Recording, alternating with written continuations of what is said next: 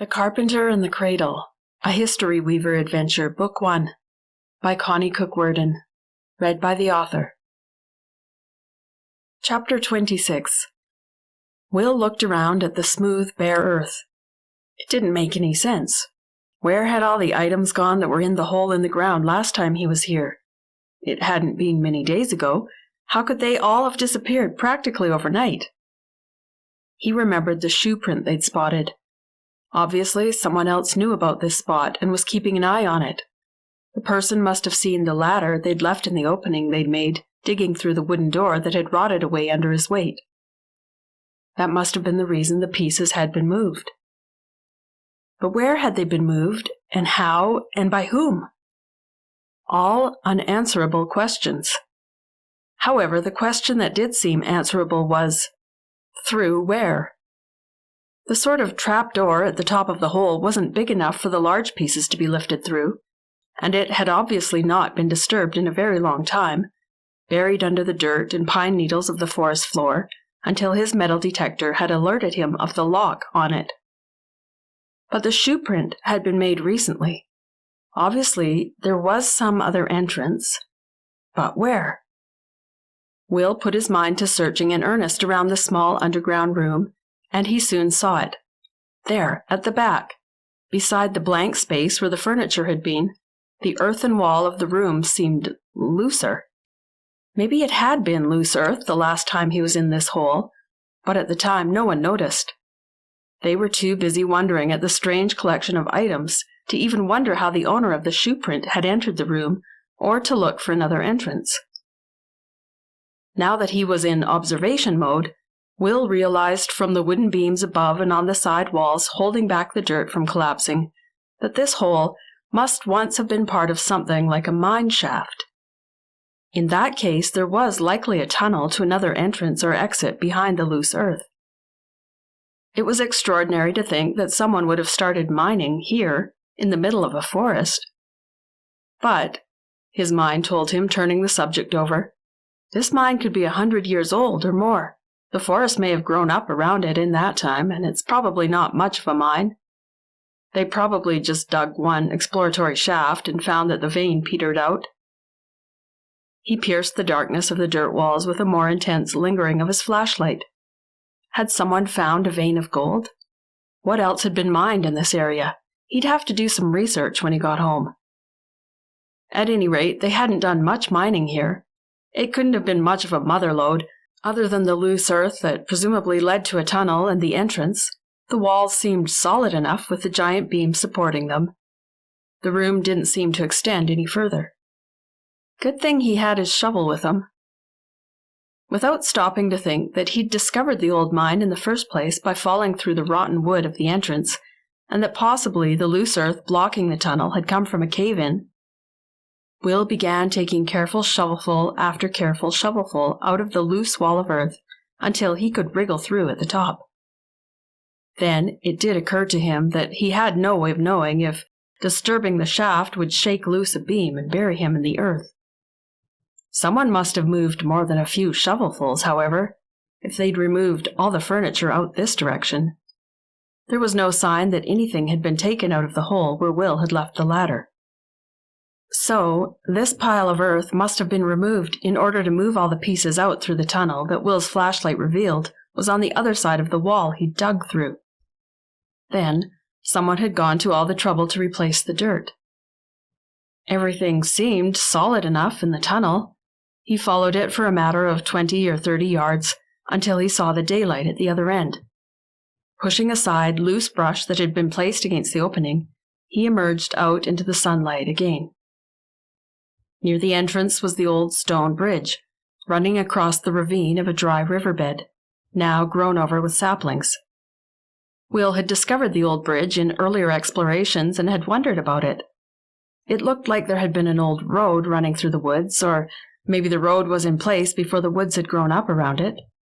There was a definite strip of fast-growing thorn bushes and trees, smaller than the trees around it, that marked the location of Old Road. At the bottom of the ravine there was a mound of stones that he was now thinking about. Was it there to mark the way to the entrance of the mine shaft, which was almost entirely hidden in the side of the ravine? It wasn't directly near the entrance, so maybe it was marking some other spot. He had no way of knowing, but his curiosity was aroused. What was going on in this place?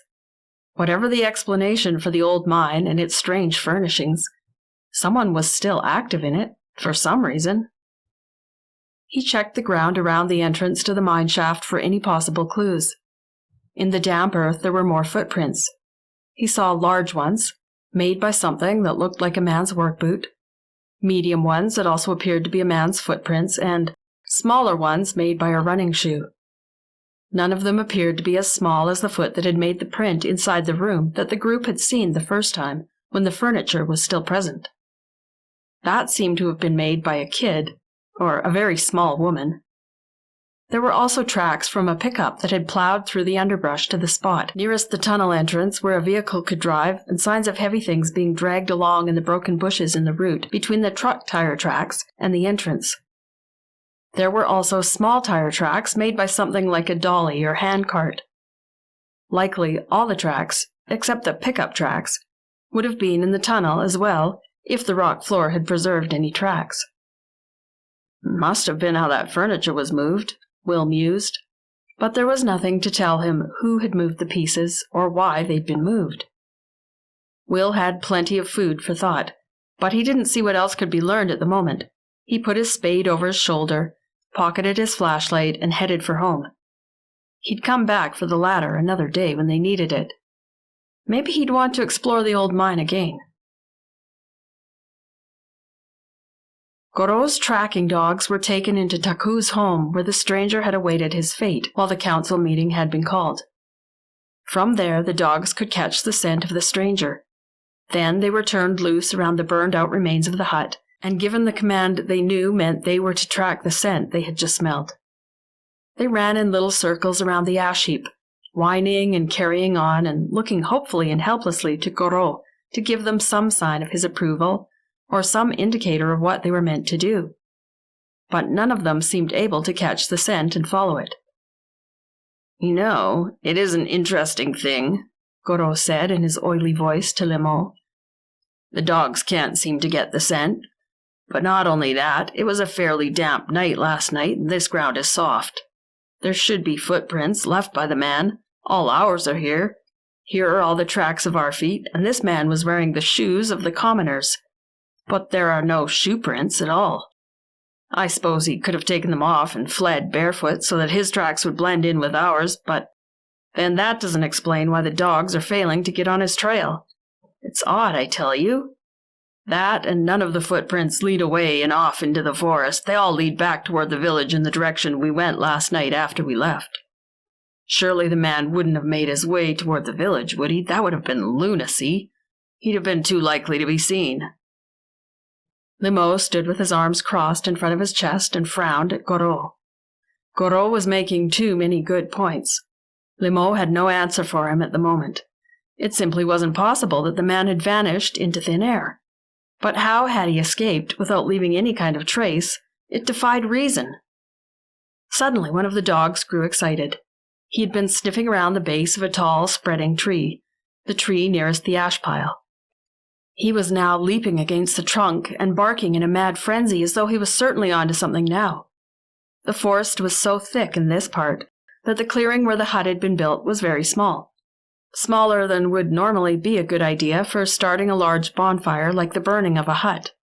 But it had been such a wet summer that there had been no real danger of setting the forest afire, even though some of the branches of the nearest tree suspended out from the trunk directly over the spot where the fire had been burning. They were much higher than the height of a man's head, and the hut, low to the ground as it was, had burned out before the flames could leap up and catch the branches on fire. But in a branch a few branches above the lowest overhanging branch, Ko could see something that didn't look as though it belonged there. "Lemo, look," he said, addressing his father in the formal way of the council rather than as father. Ko pointed upward. "Isn't that a piece of rope? He got out of the hut somehow and climbed up onto the tree using that lowest branch," Lemo said, half admiringly. "He must have used his ropes to help him climb." Lemo began acting out the scenario he imagined. Here he is, climbing out of the hut. It wouldn't be hard to demolish once he had his ropes off. Then he made his way out, and rather than leave a scent on the ground, he decided to head for the trees. Very clever. And very lucky. He must not have been properly knocked out. He only acted as though he had been knocked out. He must have a hard head. Then he got his ropes off. Perhaps he held them against the flames on the outside of the hut until they'd burned through. That would take a lot of willpower to keep your arms that close to the flame. This man is a formidable enemy. We underestimated him. But once he had his hands free and had the ropes to use, he could have tossed one end of the rope over a branch, then climbed the rope using only his arms. Holding both ends, he wouldn't need to tie a knot. The piece of rope he was tied with would be just about long enough for that. The branch isn't terribly high.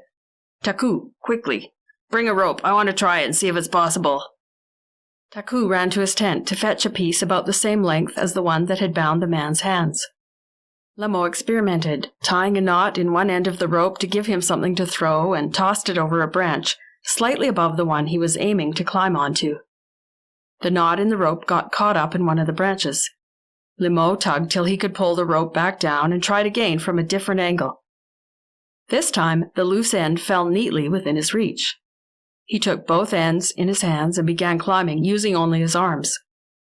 Lemo had been a strong man, and he found he could still climb slowly and with difficulty.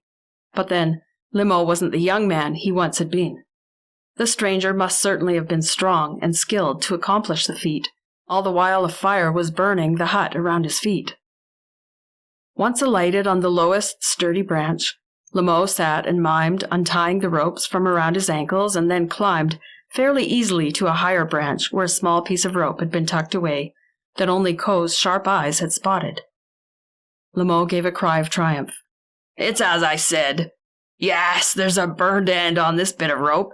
This must have been where he burned it in two. He's obviously taken the long piece with him, likely to help him. As thick as the forest is here, I think he could almost jump from tree to tree for some time, almost like a squirrel. Well done, my son, spotting that piece of rope.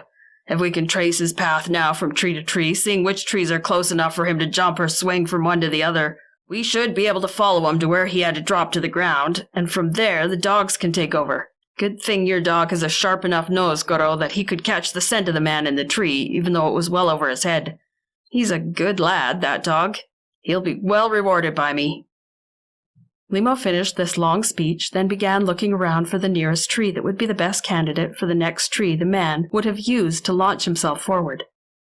He decided on the tree he thought it must be, and rather than following suit, climbed down to send Ko to climb the next one. You'll be the one to follow his path, my son. I entrust you with it. Ko glowed with pleasure at his father's words, but his stomach flip-flopped a little. What if he failed? Hey, you know something we haven't searched for on the internet yet? Coral jumped in excitedly with her idea. What about if we just search for James McKay in Penhurst? That's where he was from originally. Let's see if we can learn anything about his old life before he left for Scotland. July obliged, and within a few minutes let out a sharp yelp as though in pain. Yow! This looks promising! Very promising. Look at this. It's the police beat of the Penhurst Prowler online. And we have a hit. James McKay has a criminal record, all right. See? Years ago. Arrested on a break and enter. The owner of the house reported a stolen artifact as the only thing taken in the robbery. It was a hand-carved wooden cradle from... I don't know how to pronounce that name. The name of an indigenous tribe, I think. The cradle is believed to be centuries old. It has some kind of ceremonial significance. The owner was a collector of artifacts from this particular tribe. The owner thought, at first, perhaps someone stole it for its ceremonial or religious significance, like it never should have fallen into his hands. The owner's, I mean, because he's not part of this people group.